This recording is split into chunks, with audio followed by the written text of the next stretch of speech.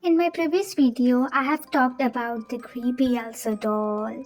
If you haven't watched it yet, then don't miss it out and click on the link shared below to watch it in English.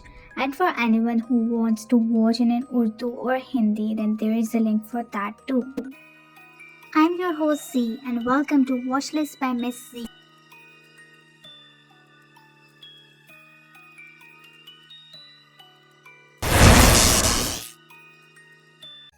Our today's story is about a haunted house on Lombard Street in San Francisco, California. Well, the main question arises, is it really haunted or cursed? Watch the video till the end and decide yourself.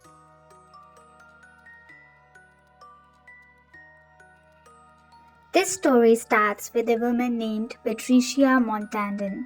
She was a socialite, journalist, writer, and a famed party host. Montandon was a charming and beautiful Oklahoma bonnet girl. She launched her career in fashion industry before becoming a San Francisco talk show host and journalist. By the 1960s, she was a California socialite and decided to move in an apartment on San Francisco's famous crooked block, Lombard Street. She lived happily in her Russian Hill abode for 8 years until the fateful night of her astrology themed party in 1968. She invited all the upper class people to her home at 1000 Lombard Street. As the theme was astrology, guests were paired up according to zodiac signs and offered psychic readings from a palmist, an astrologer, and a tarot reader. Montandon thought that this party was a success, but she didn't know that her thoughts would change months later. The night of the party, the tarot reader flew into a rage after Montandon forgot to bring him a drink. In a book she published in 1975, The Intruders, she wrote about the tarot reader as full of rage, he directed a stream of abuse at me. He said that he had never been treated so rudely. I was an insufferable, ungracious hostess. He was leaving, but not before he made certain that I would never have any happy moments in that house again. He fixed me with a glare, his face puffed and distorted. As he said, I lay a curse upon you and this house. I do not forget and I do not forgive. Remember that. Within weeks, Montandon's life started falling apart. She was subjected to paranormal events so oftenly, locked doors and windows started opening themselves, a freezing temperature despite having thermostat turned up to 90 degrees. She was routinely awoken at 2 in the morning and heard disembodied footsteps, as well as music, specifically a song called Mockingbird Hill on repeat. Her home was broken into and ransacked. Her car was destroyed. When she tried to throw another party, a mysterious fire broke out. She was physically assaulted and was threatened by her new neighbors, a gang of drug dealers. Her dog, Lisa Upso, developed sores and became fearful of inside the house that he started pulling his own fur out. And when he was shifted to a new house, he returned to full health. In the house, Montandon suffered from dizziness, headaches, and disorientation. One night, these symptoms became so severe that she almost overdosed on medication. Within 3 years of the tarot reader's curse, 3 of the women closest to Montandon were dead. They were young and healthy, and all of them resided in the house for a short time after the astrology party. 2 of the women died by suicide. One was Montandon's cousin Carolyn, and the other was a young assistant Vera Scott, and both of them were terrified by the house while living there. The third woman was Montandon's best friend and secretary, Mary Lou Ward, who died under mysterious circumstances, and a cause of death has never been determined.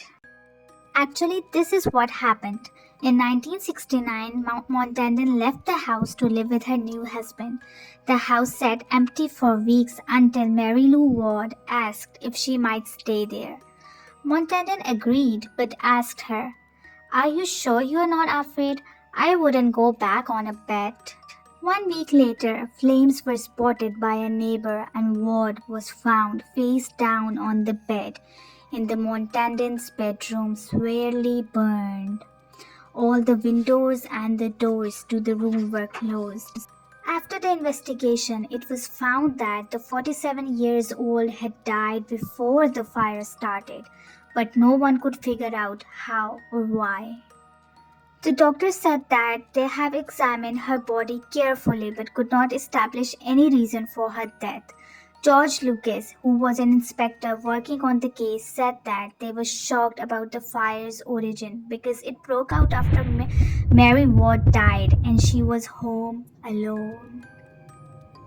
He even wrote to Montandon, telling her that in his 22 years of working in the fire department, this fire broke out was so mysterious that there was something about it that just wasn't right. Seeing more questions arising after Ward's death, Montandon decided to do her own detective work. Ward, before dying, told Montandon that she didn't think the tarot reader's curse was entirely to blame for the run of strange activity that followed. "I think it was already there," she told Montandon. "Maybe his influence just called it out." It was just Ward's theory, but Montandon's investigation backed it up. Montandon discovered that the former tenants of 1000 Lombard Street had uncommonly high rates of both divorce and alcohol dependency. One tenant complained of developing a puzzling illness while living there that she never entirely got rid of, even years after leaving. In addition, at least one woman died by suicide in the house. Neighbors who knew the deceased told Montandon that before the woman took her life, she listened to music all day and night, specifically the song Mockingbird Hill. Before suicide, Montandon's cousin Carolyn confessed that she continued to hear the song even after she moved away from Lombard Street. And Montandon herself used to hear this song at odd hours. Montandon's ex-landlord sold the building in 1973 for $150,000, and he told her that the building was a voodoo for him and he's glad that he has sold it. In 2019, 1000 Lombard Street sold for the first time since. It was sold for $500,000, which is fairly cheap for a 12-room, 3-story home with breathtaking views.